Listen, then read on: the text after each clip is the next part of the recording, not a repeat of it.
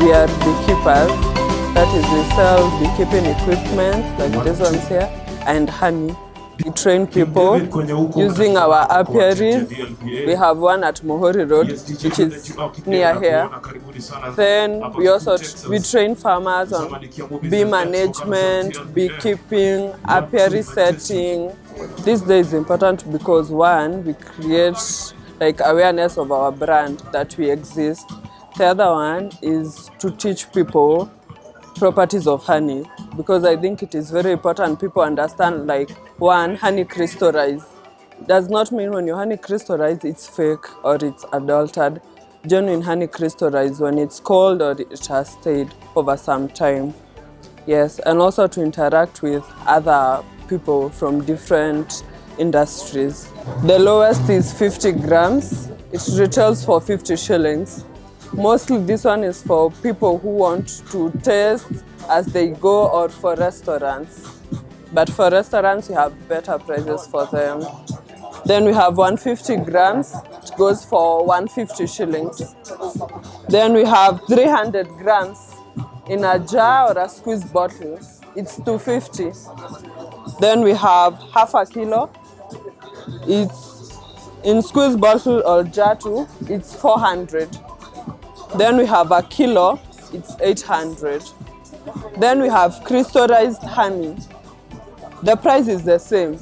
The purpose of bringing it here is to demonstrate to customers when it crystallizes, how it looks like, and also they can taste the one that is in liquid form and the one that has crystallized to tell if there is any difference.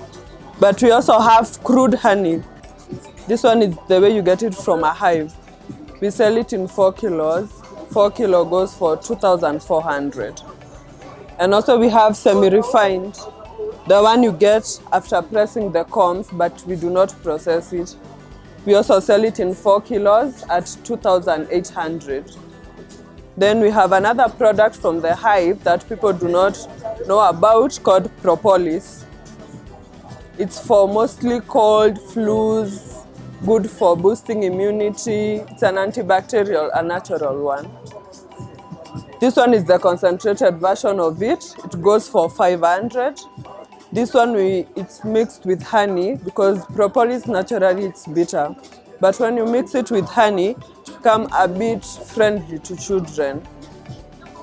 This one you take in drops, that's why it's in this container. This one, tablespoon for adults, children below 12 years, teaspoon, 1 per day. Yes, and also we have our water, honey house water. This one goes for 50 shillings. Oh, I forgot to mention, this one goes for 850 shillings. Yes. Now from there we have beekeeping equipment. We have hives. This one is a Langstroth Hive. It's one of the type of the hives that we have. It's called a modern hive. It looks like this on the inside. This is where the honey is. The bees stay on the lower side of it. The entrance is here. It's only one. This one you harvest with this machine over here. You put the frames with the honeycombs and the honeycombs which have honey here. Then this one is manual. So you spin. It has a spinner on that side. Then you get your honey from this tap. But for this type of a hive, the top bar hive, this one, you cut the combs, the honeycombs, and put them in a bucket. Once you get to your extracting room, you put the honey here. Then you press. That one is called a honey press. Then you press with that, you get your liquid honey. Now your honey is free of combs, but it's not processed. Now that is what we call semi-refined, like the one I showed you before. Yes. And then we have a catcher box. Like the name suggests, it's used to catch bees. You see they are of different shape. This one is for this type of a hive. This one is for this type of a hive. Once you catch the bees, you place it in a place where there are bees, like in a house, a tree.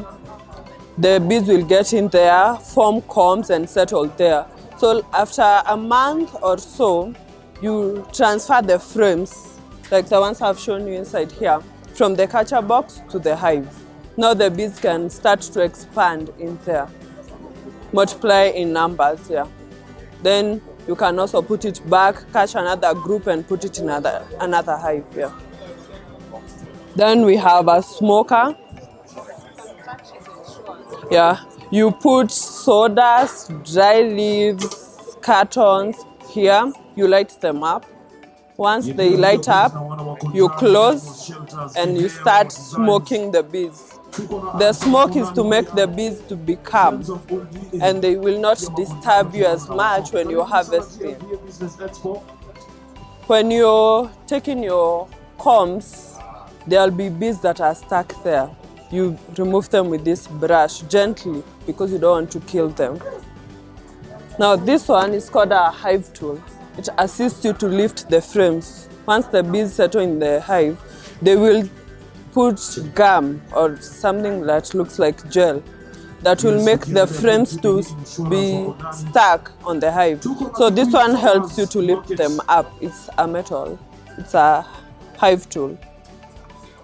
Now before you put your frames there, you use a decapping fork or a fork or a knife to remove the seal that the bees have put on the combs, so that once you spin, the honey can spill out. But if you don't use this, even if you spill the whole day, the honey will not come out because it's sealed.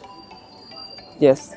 Now this one is a valve, or you can call it a tap, like the one we have there. You put it in your storage bucket. Yeah. Instead of scooping your honey with a jug or a spoon, you can put it in your storage container. You just open, get your honey, then close it. It's easier. You know, honey does not like contamination. If you contaminate it, it goes bad very easily. Then we have a queen cage. This one is for trapping the queen. If you want to capture a certain colony of bees, once you capture the queen, that's it. Once I capture the queen and put her in this hive, the rest will follow. Yes, this one is a queen cage. This one is called a beetle trapper. It's put in the hive. There are some insects that crawl into the hive and they make the bees to go away. So you put this one, they get inside here. They are trapped in there, then you will remove it. This one is called a pollen trapper. You put it at the entrance of the hive this way. So it's closed. So as the bees struggle to go in, because they know this is their hive, the pollen that they are carrying in their wings will fall here and you're going to harvest it here. But you put it between 1 to 2 hours so that the bees will not be confused if this is their hive or it was changed. Yeah. And you put it mostly in the morning when the bees have gone out to harvest pollen. Yeah. This one is a honey dispenser. It's for putting honey. So you pour your honey here. Once you lift this up, you spread it on your bread or pancakes, then you can return it here. This one is a honey warmer. Like I said earlier, honey crystallizes because of cold. So if you don't want it to crystallize, you can put it here. You can connect it to electricity and regulate the temperatures. Yes, so your honey will remain in the liquid form for longer. Yes. Then we have this man over here. This is how you dress when you're going to harvest your honey. Safety is of importance. So your clothes with your normal clothes, then this one on top. So even if the bees sting, the sting will not get to your body. And you put on gumboots. Because the material is plastic, they cannot be able to sting. Yes. This is wax. You get it from the honeycombs that you press using the honey press. Yes. We melt them, we melt the combs and form them. You pour them into a sufuria. Once they cool, they form the wax. This is what you use to attract bees. You apply it on the frames in the hive and it will attract bees. They'll start building the combs where there are the wax. Yes. This one is the honey extractor for that type of a hive. Then we have sieves. This is called a double sieve. It's what you use to sieve your honey. You pour your honey here. You can expand this and hang it on a bucket. If you don't want to use this, you can also use this nylon sieve. It will make your honey to come out very clean. Then you have to measure the moisture in your honey. If the moisture is too high, your honey will ferment very fast. So you use a diffractometer to measure the amount of moisture in your honey. It should be between 15 to 20. If it goes above 20, your honey will ferment very easily. So the process of getting your honey from the hive to the finished product is you have to dress this way, you have to equip yourself with a smoker, the brush and the hive tool. You go to the hive, you cut your combs, put them in a bucket. If it's this kind of a hive, you put the frames in a bucket and take them to your extraction room. You process using this.